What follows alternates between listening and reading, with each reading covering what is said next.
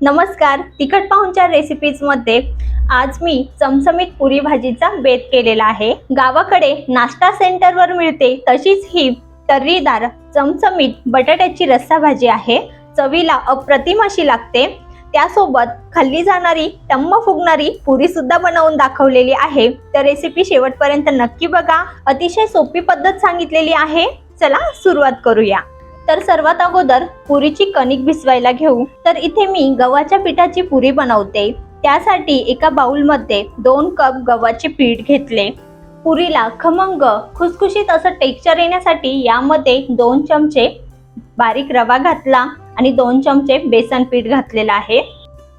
त्याचबरोबर चवीपुरतं मीठ। तर चमच्याने हे सर्व पीठ एकत्रित करून घेऊ। तर चमच्याने हे चांगलं एकजीव करून घेतल्यानंतर यामध्ये सारख्याच चमच्याने मोजून 4 चमचे इतके मी तेल गरम करून घेतलं आणि यामध्ये ते घातलं। म्हणजेच यामध्ये आपल्याला तेलाचं मोहन घालायचं आहे आणि हे पिठामध्ये घालून चांगलं चमच्याने सुरुवातीला तेल गरम असल्यामुळे मिक्स करून घ्यायचं। नंतर हातानेच हे चांगलं चोळून पिठाला लावून घ्यायचं। तर बघा असं दाखविल्याप्रमाणे त्याची मूठ ओळली गेली पाहिजे। तर समजायचं आपलं तेलाचं मोहन हे परफेक्ट झालेलं आहे। आता यामध्ये थोडं थोडं साधंच पाणी घालून आपण जशी कणिक भिजवतो त्याचप्रमाणे हे पीठ भिजवून घ्यायचं आहे। जास्तही पातळ करायचं नाही, नाहीतर मग पुरी ही नरम पडते। तर थोडंसं घट्टच पीठ ठेवायचं। पीठ थोडंसं घट्ट ठेवलं की ते भिजल्यामुळे छान मुरतं, नरम होतं आणि पुरी लाटताना पीठ लावायची सुद्धा गरज पडत नाही। त्यामुळे पाणी घालताना हे थोडं थोडंच घालायचं आणि दाखविल्याप्रमाणे असं कणिक मळून घ्यायचं। तर कणिक मळून झाली। आता यावर चमचाभर तेल घालायचं आणि पुन्हा कणिक थोडीशी मळून घ्यायची।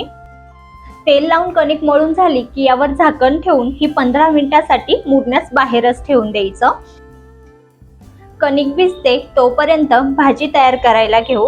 तर पुरी सोबत खाल्ली जाणारी बटाट्याची भाजी तयार करण्यासाठी 7 ते 8 मध्यम आकाराचे बटाटे उकडून त्यांची साल काढून घेतली। आता गॅसवर कढई ठेवून त्यात पळीभर तेल घातलं।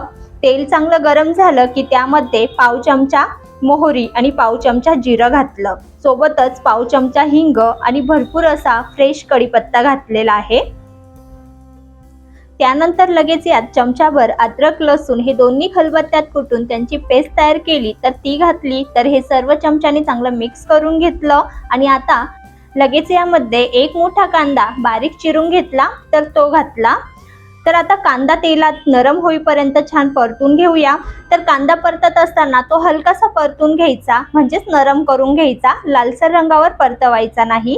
कांदा हलकासा नरम झाला की लगेच यात 1 मध्यम आकाराचा टोमॅटो बारीक चिरून घेतला तर तो घातला आणि सोबतच यामध्ये चवीपुरतं मीठ घालून घेतलं। त्यामुळे कांदा टोमॅटो पटकन नरम होण्यास मदत होईल। आता यावर झाकण ठेवून मध्यम आचेवर फक्त 2 मिनिटं वाफ काढून घ्यायची। असं केल्याने टोमॅटो लवकर शिजतो आणि कांदा सुद्धा करपत नाही।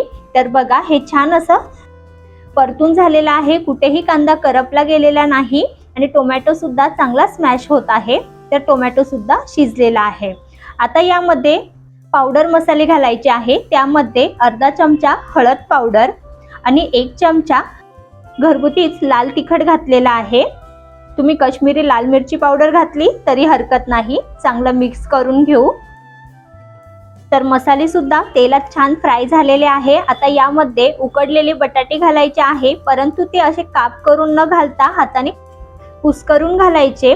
असे जेव्हा आपण कुस्करून बटाटे भाजीमध्ये घालतो तेव्हा भाजीला एक संधपणा येतो। भाजीमध्ये कुठलंही वाटण घालायची गरज पडत नाही। तर ही पद्धत एकदा नक्की ट्राय करून बघा।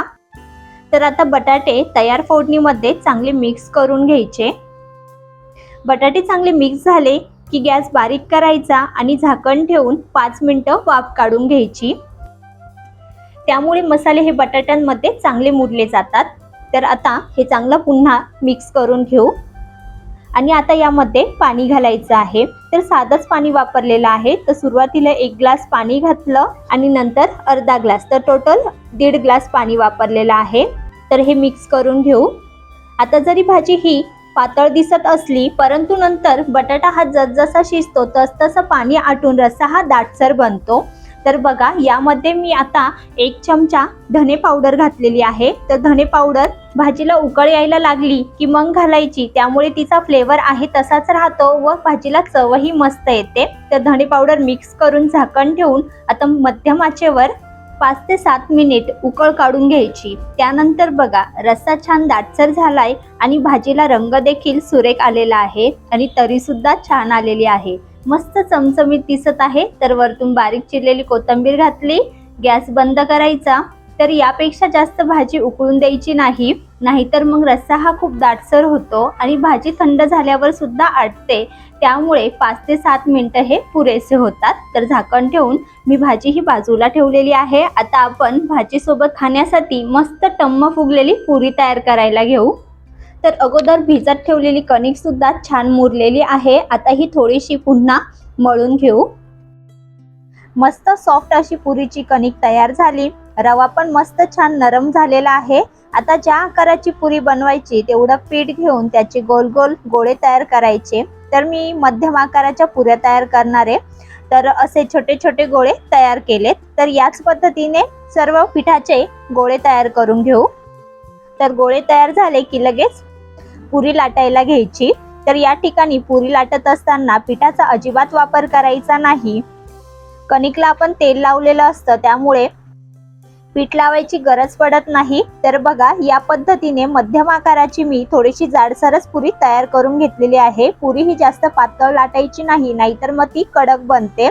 तर अशी थोडीशी जाडसरच ती लाटून घ्यायची। याच पद्धतीने मी आणखी 3-4 पुऱ्या लाटून घेते आणि नंतर मग तळायला घेते। तर बघा एकीकडे मी तेल सुद्धा तापत ठेवलेलं होतं, मध्यम आचेवर तेल हे व्यवस्थित असं तापून घेतलं। नंतर तेलात एक एक पुरी सोडून ती दोन्ही बाजूने तळून घ्यायची आहे। तेलामध्ये पुरी सोडल्यानंतर ती झाऱ्याने अशी थोडी प्रेस करायची, म्हणजे छान फुलते। आता बाजू पलटून दुसरी बाजू सुद्धा अशी गोल्डन रंगावर तळून घ्यायची। तर बघा छान टम्म अशी पुरी फुगलेली आहे। आता ही तेलातून काढून तेल निथळून प्लेटमध्ये काढून घेऊ आणि याच पद्धतीने राहिलेल्या पुऱ्या सुद्धा तळून घेऊ। जर या पद्धतीने तुम्ही कणिक भिजवली तर प्रत्येक पुरी ही छान टम्म फुलते। रवा आणि बेसन पीठ घातल्यामुळे छान खमंग आणि खुशखुशीत तयार होते। तर बघा छान टम्म फुगलेली गरमागरम पुरी गव्हाच्या पिठाची तयार आहे, त्यासोबत भाजी सुद्धा रेडी आहे। तर कसा वाटला तुम्हाला हा तिखट पाहुणचार रेसिपीज मधला आजचा नाश्ता सेंटर मध्ये मिळतो अगदी तसाच चमचमीत तर्रीदार पुरी भाजीचा बेत कमी मसाल्यात कुठलेही वाटण न करता झटपट असा तयार होतो। करून बघा, चवीला अप्रतिम ही पुरी भाजी बनते। जर तुम्हाला माझ्या रेसिपीज आवडत असतील तर लाईक करा, सबस्क्राईब करा आणि आपल्या मित्रपरिवारामध्ये फॅमिलीज मध्ये रेसिपी शेअर देखील करा। तर पुन्हा भेटूया एका नवीन रेसिपी सोबत, तोपर्यंत धन्यवाद।